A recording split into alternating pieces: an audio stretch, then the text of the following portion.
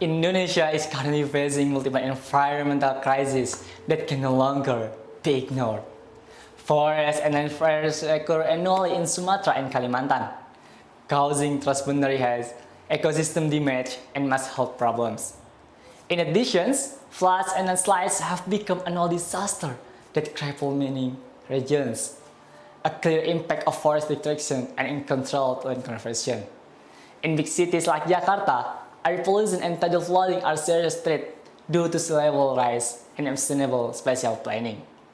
In fact, our seas are now polluted by more than 5 million tons of plastic waste every year, making Indonesia the second largest contributor of plastic waste in the world. These are not just a number or news, they are stark warning that the climate crisis is real and present. Distinguished judges, honored guests, and fellow participants, my name is Ferdian Kusuma, proudly representing of Universitas Brawijaya. It's with concern that commitment that I stand before you today to speak on Sustainable Development Goals number 13, climate actions. This is not just a scientific or environmental issue, it's human issue. It demands our full attention. Indonesia is facing a dual crisis, the rapid environmental degradation driven by extractive industries and the lack of effective enforcement of conservation laws.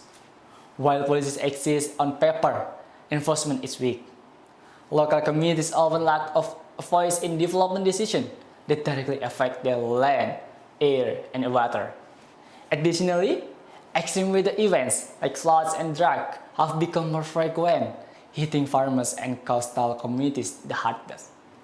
Climate change is not coming, it's already here. But within this crisis potential, Indonesia has a nation of young minds, innovators, and activists who have the local wisdom, technological tools, and community networks to take meaningful action. From mangrove planting in Java and youth-led climate education in Kalimantan, change is already happening. We just need to scale it up. So, how can we ensure that Indonesia is not just a victim of the climate crisis, but a leader in climate action? How can we protect our rainforests, our reefs, and our future generation? The solution lies in community empowerment, policy reform, and climate resilient infrastructure. Are we ready to treat environmental protection not as a side issue, but as a national priority? So, to realize this vision, I propose the following key actions. First, strengthen environmental law enforcement, especially in protect areas super priority destination, RDSP, and support reforestation and environmental conservation. Second, expand climate education at all levels to raise awareness and equipment young people with tools for sustainable living. And the last, invest in renewable energy and green infrastructure to reduce dependence on fossil and fuels and mining. Climate actions is no longer be optional, it's essential. It's not something we do for the planet, it's something we do for ourselves, our children, and generations to come.